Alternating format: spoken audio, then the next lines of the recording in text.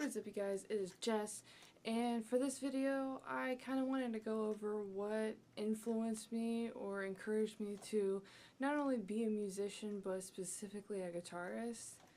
Growing up, my dad always played guitar. He always had it out, whether he was just playing for fun or if we had, friends over for dinner or something like that. And I was just always pretty much in awe about how he had such crazy technical ability. He's pretty much pitch perfect with any instrument you give him. He either knows some about the instrument to where he can make a sound out of it, or flat out knows the instrument itself. I, for one, am not pitch perfect. Every time I have learned an instrument, it pretty much took me a great amount of time in order to get a decent kind of technique with it and to be able to play it at a proficient level. I would say with guitar, I've been playing, I know I got my first one in 4th grade. I was playing my dad's acoustic before that, but I got my first acoustic guitar when I was in 4th grade, and then I got my first electric my sophomore year of high school. I wasn't always too adamant about playing at first. I actually didn't really get into it until my freshman year of high school when my family had moved from Ohio to Georgia, which was the first time we had moved.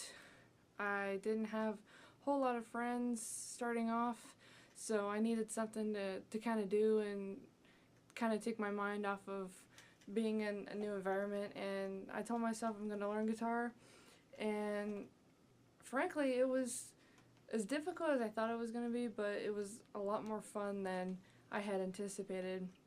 I think that's why I was kind of hesitant to pick it back up for so long.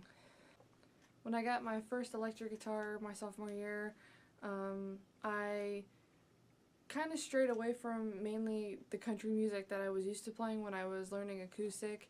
When I first started, I was learning basic chords, so obviously country was one of the first kind of genres that I was listening to at the time and kind of what I was learning.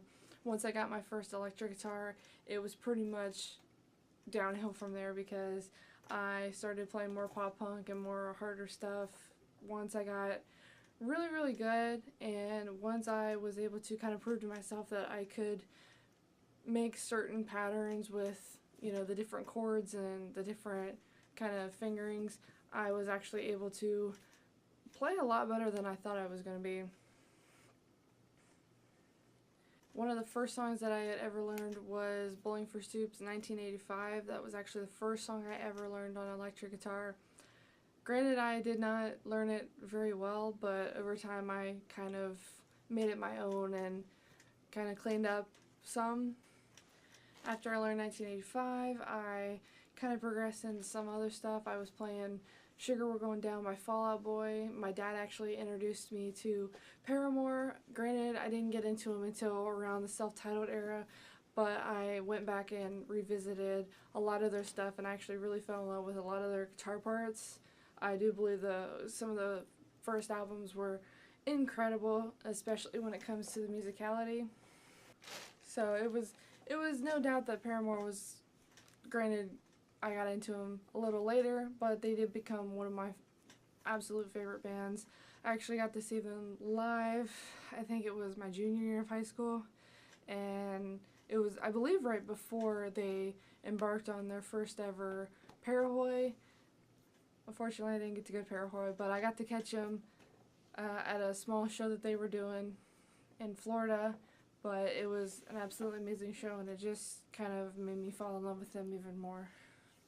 Growing up, I was always watching movies, and around 2001 there was a really bad, per se, movie that came out that got really low ratings, and it was pretty much a live action make of the classic Archie comics cartoon of Josie and the Pussycats. This live action movie pretty much sums up the reason why I became a guitarist.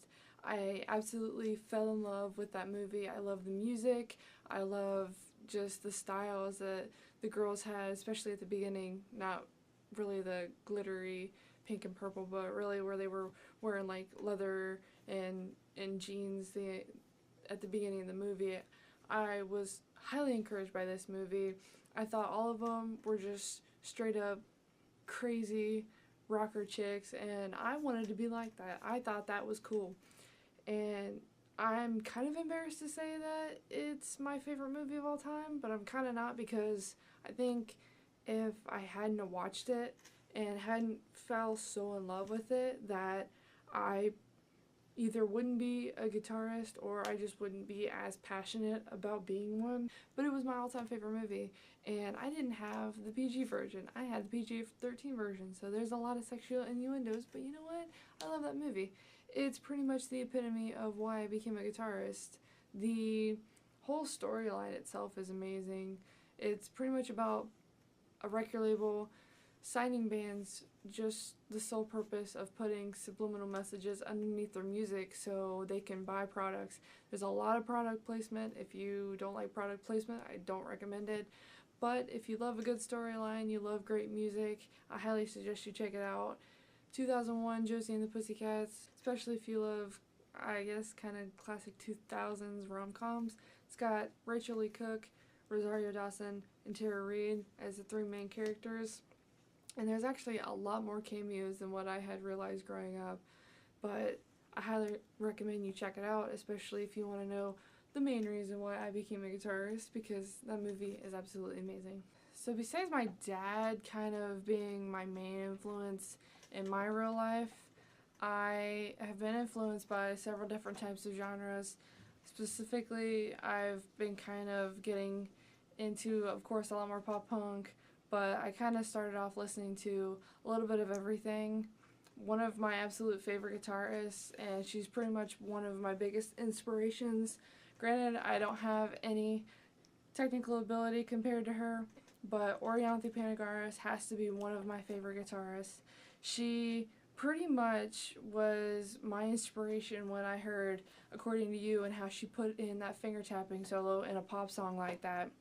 And when I found out that she was actually supposed to be on Michael Jackson's This Is It tour, which unfortunately did not happen because of his untimely death, I honestly kind of researched her a little bit more, found out that she had played with Chris Brown and Carrie Underwood. She's done some stuff with Steve Vai. She's pretty much the protege of Carlos Santana, which is one of the biggest guitarists, I would say, ever. And for her to have so many big names under her belt, I still don't think that she's as recognized as what she could be. Granted, you know, she's been put in several magazines as one of the greatest female guitarists, either of our time or ever. I still don't think she gets enough recognition because her ability is absolutely amazing. You can tell that she was kind of maybe classically trained, and that kind of just led up to her playing guitar. More recently, I've been kind of being introduced to a little bit more female artists. I actually believe female artists are kind of underrated, so I'm pretty much looking for bands that have female musicians in them.